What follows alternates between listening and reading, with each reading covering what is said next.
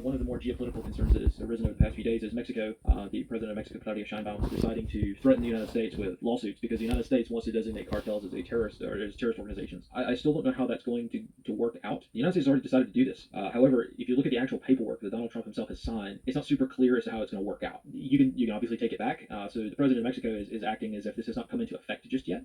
Dubious as to whether or not that's the case. But either way, the president of Mexico has essentially stated, and I want to be very careful to not strawman the Mexican government's position here. They do a fine job of putting that on their own. But from my understanding, the Mexican government's position is, well, if you designate these cartels as terrorist organizations, well, what we're going to have to do in response is use the United Nations programs that we get funding through and go after, use these laws that we have already written and the United Nations has written for us to go after, say, gun companies. So it's essentially, from what I understand, Mexico saying, hey, you want to designate our cartels as terrorist groups, we're going to have to go after the companies that made the guns that the cartels are using. We have seen this argument in the United States of the past few years, and it is a fairly bold argument with lots of audacity to bring in a legal realm. However, that's Mexico's position as far as I understand. Now, the reason that I wanted to mention this is because nearly 100% of Mexico's gun control efforts within Mexico come from the United Nations. The United Nations tells Mexico what to do with regard